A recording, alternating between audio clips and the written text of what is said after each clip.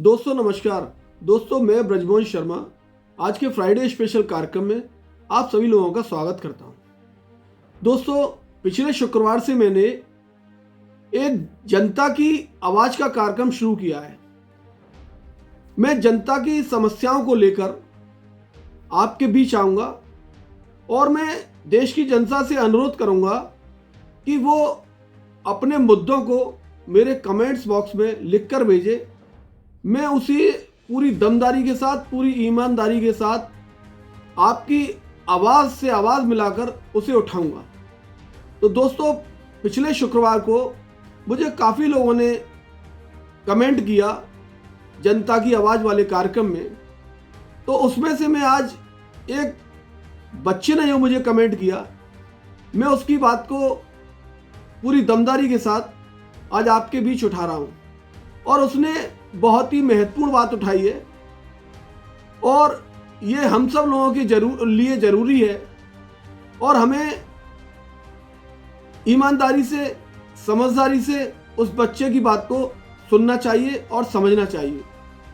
उसने जो इश्यू उठाया, उसने कहा कि हम लोग पढ़ने वाले स्टूडेंट हैं और हमारे घर के आसपास मैरिज होम बने हुए और पूरी रात उसमें डीजे चलते रहते हैं। हम लोग पढ़ाई से वंचित हैं, बहुत परेशान हैं, क्या करें सर। तो मुझे उस बच्चे की बात इतनी अच्छी लगी कि लोगों में हम लोग तो जो जागरूक हैं सो हैं, लेकिन बच्चे भी इतने जागरूक हैं अपने प्रति, समाज के प्रति, कि हमें उनकी बात को आपके बीच में रखना चाहिए। तो दोस्तों मैं आपको बताना चाहता हूं कि माननीय सुप्रीम कोर्ट ने इस समस्या का समाधान 2000 में ही कर दिया था, यानी कि वर्ष 2000 में ही कर दिया था।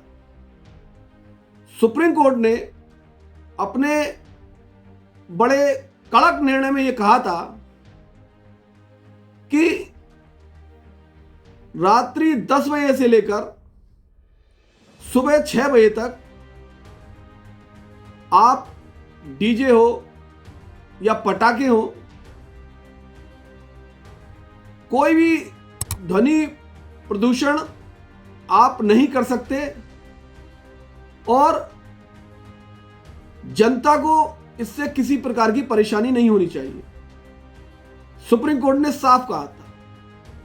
लेकिन दोस्तों हमारे देश में लोकतंत्र के 4 स्तंभ हैं जिनके बारे में हमें जानकारी भी होना जरूरी है और यह भी होना जरूरी है कि कौन सा स्तंभ सही काम कर रहा है, कौन सा नहीं कर रहा है। तो दोस्तों सबसे पहला आता है न्यायपालिका, दूसरा कार्यपालिका, तीसरा विधायिका और चौथा पत्रकारिता।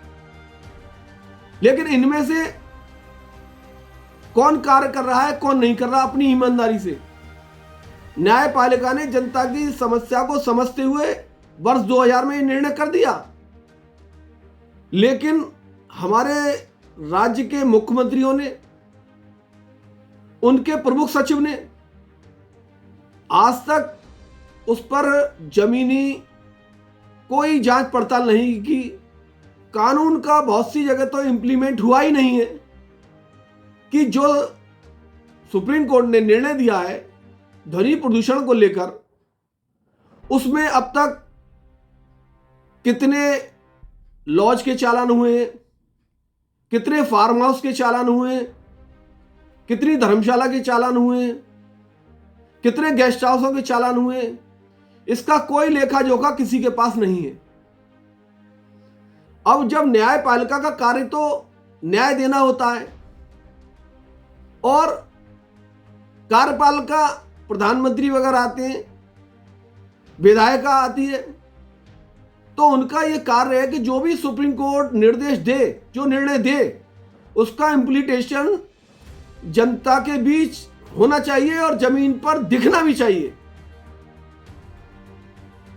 तो ये लोग आंखों में पट्टी बांधकर बैठे हुए हैं, लोग ध्वनि प्रदूषण से इतने परेशान हैं कि आजकल डीजे की साउंड ऐसी आ गई है कि लोगों का हार्ट कांपता है, पता नहीं कब हार्ट अटैक हो जाए, इतनी भयंकर साउंड है। और आतिशबाजी, इतनी भयंकर भयंकर आतिशबाजी है, लोग अपने सुख की वजह से, अपने खुशी की वजह से दूसरों को परेशान कर रहे हैं। तो मेरा देश की सरकारों से ये कहना है, उस बच्चे की बात को प्रमुखता से मानो और ये समझो, और आज से ही देश की सरकारों को ये निर्णय लेना चाहिए कि रात्रि 10 बजे के बाद कोई भी ध्वनि प्रदूषण नहीं होगा। अगर कोई करता है तो आप उसका पूरा सिस्टम उठाकर थाने में जमा कर दो, चाहे कोई छोटा आदमी हो, चाहे बड़ा आदमी हो, चाहे एमपी के लड़के की शादी हो, चाहे एमएलए के लड़के की शादी हो। संविधान सबके लिए बराबर है, कानून सबके लिए बराबर है। तो दोस्तों, अगर मेरी बात आज को आपको अच्छी लगी हो आज, तो आप मेरी वीडियो को पूरा देखें और मुझे लाइक करें, कमेंट करें, शेयर करें और सब्सक्राइब करें। और अपनी बात, जो भी आपके दिल की आवाज है, दिल की आवाज है, जनता के बीच जो भी परेशानी है, आप मेरे कमेंट्स बॉक्स में लिखिए। मैं पूरी दमदारी और ईमानदारी के साथ उठाऊंगा उसे और कोशिश करूंगा सरकार उस समस्या को दूर करे। धन्यवाद। जय हिंद, जय भारत।